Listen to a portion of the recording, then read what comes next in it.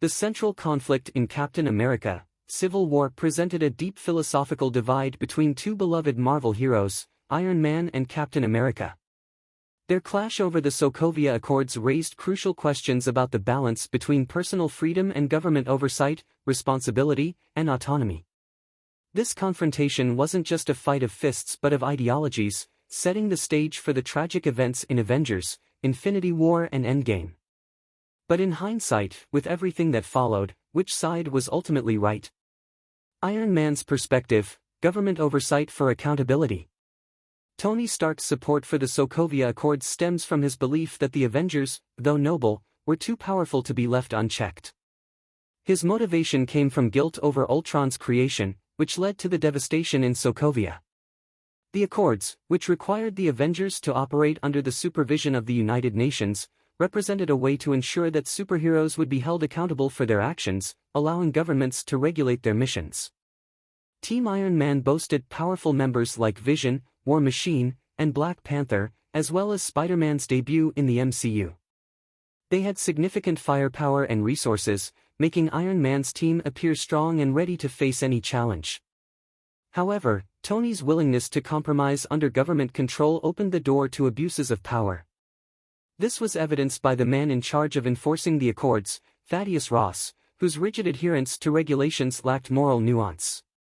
Tony's belief in the necessity of oversight was rooted in protecting the world from superhero-caused collateral damage, but in doing so, he also risked relinquishing their autonomy. Captain America's perspective: freedom and moral autonomy. Steve Rogers, on the other hand, stood firmly against the Sokovia Accords.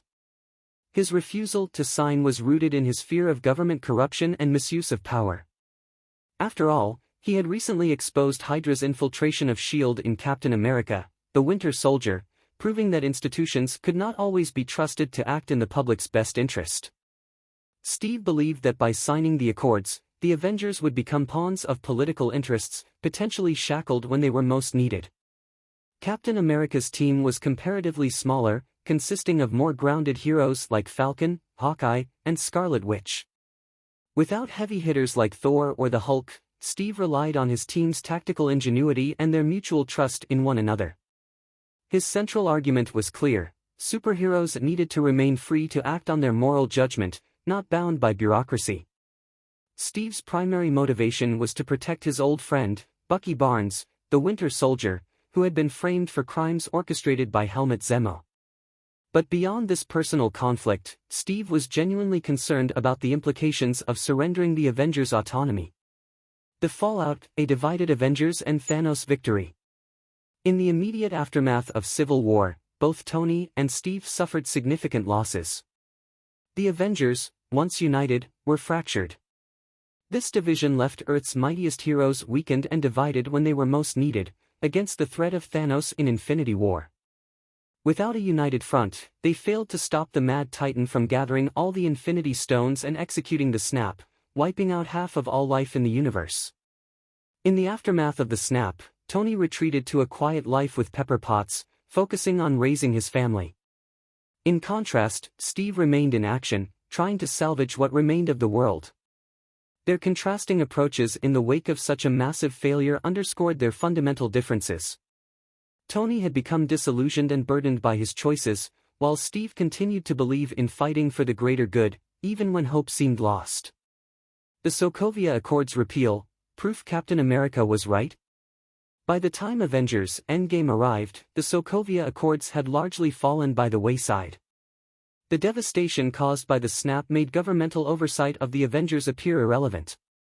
The chaos and destruction unleashed by Thanos demonstrated that bureaucratic chains could not contain cosmic threats. Moreover, in the years following Endgame, the Sokovia Accords were fully repealed. Despite Earth's heroes being restored, the concerns that initially prompted the Accords faded away. The world seemed to acknowledge that Steve's stance, the need for heroes to act with moral autonomy, was the right one after all. Tony's personal redemption. Though Steve was right about the Sokovia Accords, Tony Stark found his own path to redemption.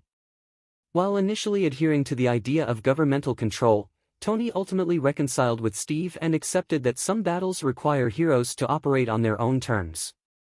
By the end of Endgame, Tony made the ultimate sacrifice to save the universe from Thanos. His final act, performed without government oversight or permission, validated Captain America's belief in heroism driven by moral courage. Conclusion: Steve Rogers was right, but both sides were valid. In retrospect, Captain America's anti-authoritarian stance proved correct. The Sokovia Accords were a well-intentioned attempt at oversight, but in practice, they created more problems than they solved.